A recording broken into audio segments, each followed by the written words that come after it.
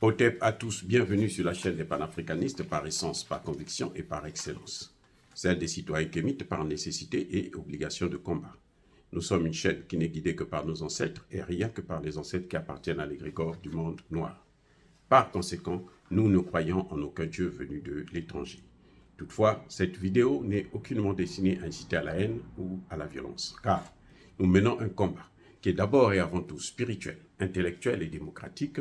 Ensuite, il est politique, géopolitique et géostratégique. Contre l'impérialisme, le colonialisme, le néocolonialisme et l'endocoloniat, qui sont tous qualifiés de crimes contre l'humanité. Nous menons ce combat sur la base du principe fondamental que nous avons hérité de nos ancêtres kémites, qui est celui de la Mahat, c'est-à-dire solidarité, vérité et justice. Vous êtes donc en droit de connaître la vérité et nous avons l'obligation de vous dire la vérité, rien que la vérité, afin que justice soit rendue au continent africain. Et ça, c'est notre modeste contribution dans cette noble lutte en faveur de la souveraineté, la dignité, la solidarité et l'unité africaine. C'est exactement ça que nous appelons le panafricanisme. Bien-aimés frères et sœurs, je voudrais quand même vous donner des nouvelles du front en RDC.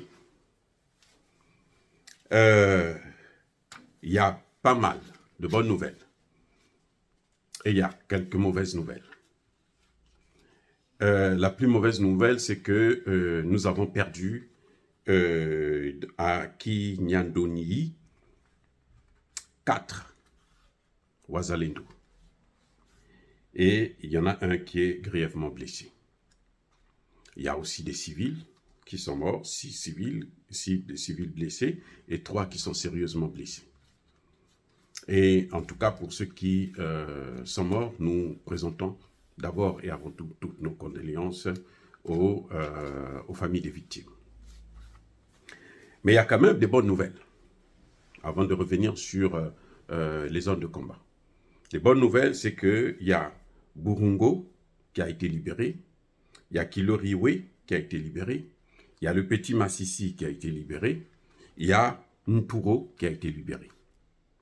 Par contre, les combats se poursuivent actuellement dans les zones que je venais de citer, notamment Kinyandoni et puis dans Kinyangili. Et aussi à Ngwenda. Les M23 continuent à être ravitaillés en hommes, en armes et en nourriture par le Rwanda. Notre question, c'est qu'est-ce que le gouvernement Tshisekedi, le président Tshisekedi, attend pour soutenir les Wazalendo. Il vient de nommer des généraux, des colonels, des lieutenants généraux et autres. Et on demande, mais pourquoi il fait tout ça? Est-ce qu'il est dans le coup de la mission des Nations Unies et de l'EAC qui ne veulent pas justement que le Congo soit libéré, que la guerre s'arrête? C'est ça, vraiment, c'est ma question à Tshisekedi. Parce qu'un coup, il présente il avance d'un pas et il recule de 2 pas. Il a bien fait, je l'ai reconnu dans ma dernière vidéo où je disais que demander le départ de la MONUSCO était une excellente idée.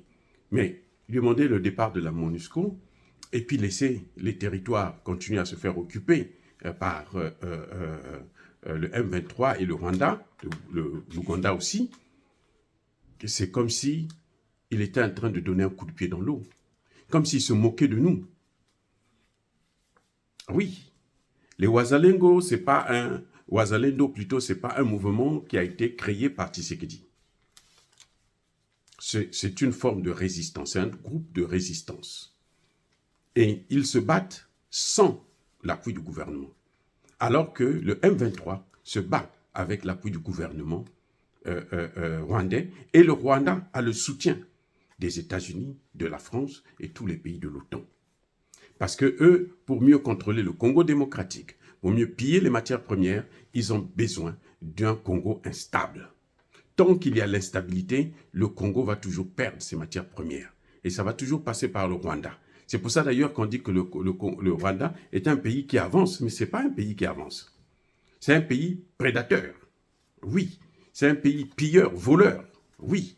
Mais ce n'est pas un pays économiquement qui travaille pour son économie. Et ces matières premières qu'il vole au Congo démocratique, ça ne s'arrête pas au Rwanda, ça part. Le Rwanda n'est qu'un lieu de transit. Voilà. Donc, je pense qu'il est temps que le président Tshisekedi puisse prendre ses responsabilités.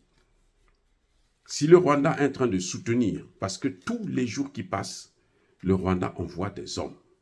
Nombreux meurent, oui, ça c'est très bien, parce que ils sont venus pour la guerre, eh bien, à la guerre comme à la guerre, nombreux tombent, c'est dommage pour les parents de ces soldats qui se battent pour l'intérêt des Occidentaux, mais les Rwandais n'ont pas le droit de tuer leurs frères congolais pour les intérêts des Occidentaux. Donc Tshisekedi, s'il veut être logique avec lui-même, il faut qu'il prenne ses responsabilités. Il ne suffit pas de nommer des généraux, des colonels, des commandants et autres, et puis qu'il reste à Kinshasa, dans des grands bureaux feutrés, climatisés, avec beaucoup d'argent et des gros ventres, ça n'a aucun sens. C'est le moment opportun, en principe, pour Félix Tshisekedi, de se reconnecter avec la jeunesse congolaise, qui n'attend que cette paix pour qu'il puisse commencer à respirer, pour que le Congo puisse commencer à décoller. Parce que sans la paix, il n'y aura rien. C'est impossible de développer un pays dans un état de guerre. Encore, c'est Tshisekedi lui-même qui est allé prendre les soldats de l'AEC, l'EAC plutôt, et je crois qu'il faudrait qu'ils revoient leur copie parce que ces soldats-là aident le M23. Ils assistent les M23. Et ce sont eux qui jettent des pots de banane dans l'avancée des Wazalendo. Alors, ça aussi, c'est un autre problème que le président Tshisekedi devrait prendre en compte. Puisque ce qu'ils font, ces militaires de la sous-région, c'est exactement ce que fait la MONUSCO. Donc, s'il chasse la MONUSCO, il n'a qu'à faire partir aussi cette armée que lui-même, il est allé prendre. Il n'était pas obligé. Nous savons que dans une situation comme celle-là, il faut recruter en masse. 40 000 soldats, c'est rien du tout pour un pays aussi grand comme le Congo démocratique, qui compte 120 millions d'habitants. Il peut prendre au moins 1 million. Il peut mobiliser 1 million de jeunes, les équiper et ils vont faire le travail. Dire cela, c'est inciter à la haine ou à la violence. Non. Yaba colère, Veyamalé, mais encore une fois de plus, bien-aimés frères et sœurs, soyez bénis, abondamment bénis par le Dieu des Kémites et par nos ancêtres angélisés.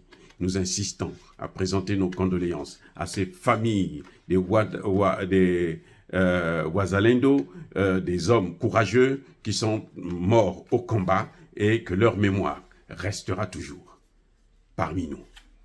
Nous les aimons, nous les adorons. Que Dieu les reçoive dans son paradis.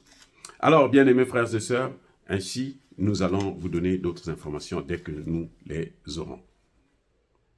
Vive l'Afrique éternelle. Mais que tous ceux qui se permettent de détruire, de déstabiliser, de piller le continent africain, qu'ils soient noirs, blancs, chinois, arabes, juifs, indiens, qui qu'ils soient punis, maudits, foudroyés, écrasés et foudroyés par le Dieu des Kémites et par nos ancêtres angélisés. J'ai dit et j'assume.